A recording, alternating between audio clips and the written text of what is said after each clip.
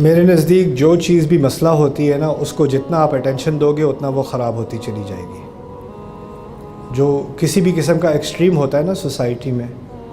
اس کو اگر آپ سامنے لا کر کہو یہ بہت بڑا مسئلہ ہے، یہ بہت بڑا مسئلہ ہے، یہ بہت بڑا مسئلہ ہے، تو آپ اسی آگ میں مزید فیول دے رہے ہو۔ اصل چیز یہ ہوتی ہے کہ اس کا ایک آلٹرنیٹیو چاہیے ہوتا ہے، اس کا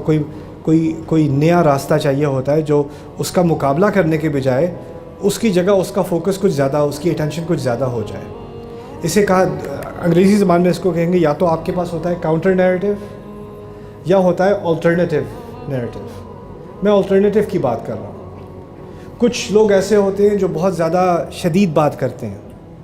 اور وہ شدید بات اس لیے کرتے ہیں کہ انہیں پتہ ہوتا ہے کہ ہماری شدید بات کا ہمیں ریاکشن ملے گا۔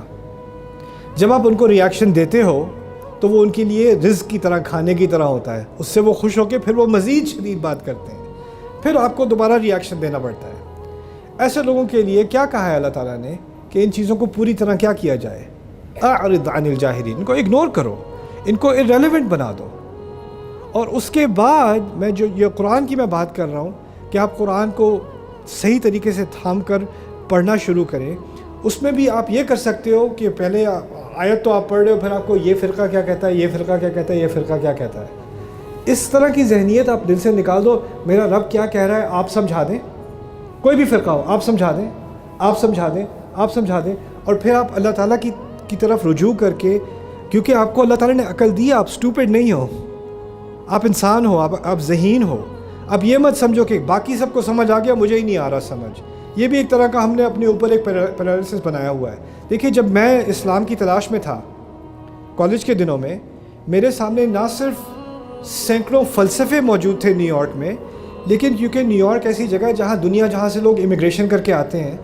تو دنیا کے ہر اسلام کا فلیور نیو یارک میں موجود تھا،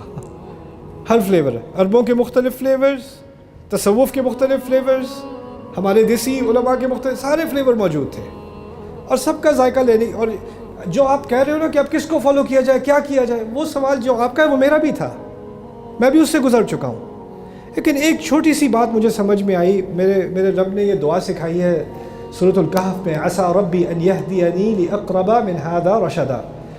میری امید یہ ہے کہ میرا رب مجھے جہاں میں ابھی کھڑا ہوں نا، اس سے تھوڑا اور قریب ہدایت کی طرف لے آئے گا، ایک اور قدم قریب۔ یہ کہنا مجھے اپنے لیے کہ میں ہدایت پر ہوں، اس کا لائسنس ہی نہیں دیا میرے رب نے مجھے بس اتنی کہنے کی اجازت دی ہے کہ میں امید رکھوں کہ ایک اور قدم ہدایت کی طرف لے آؤں، پھر ایک اور مزید قدم ہدایت کی طرف لے آؤں، اور ہو سکتا ہے کہ ایک قدم میں آپ کسی ایک فرقے سے کوئی ایک قدم لے لو اور دوسرا قدم کسی اور فرقے کی طرف سے آئے، اس کی دلیل اس معاملے میں زیادہ قوی ہے، ایسا بھی ہو سکتا ہے۔ لیکن جب ہم اعتماد پوری طرح اللہ تعالیٰ پر نہیں کریں گے نا کہ وہ ہدایت دینے والا ہے، جو اس کے قرآن کی طرف خلوص دل کے ساتھ آتا ہے وہ اس کو گمراہ نہیں چھوڑتا،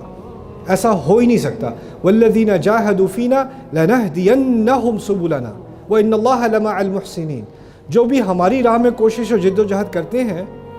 ہم ان کو قسم سے ہدایت دے کر رہتے ہیں، اور اللہ تعالیٰ احسان کرنے والوں کے ساتھ ہے، بہترین کرنے والوں کے ساتھ ہے۔ یہ اللہ کا وعدہ ہے، اس وعدے پہ مجھے اعتماد ہونا چاہیے۔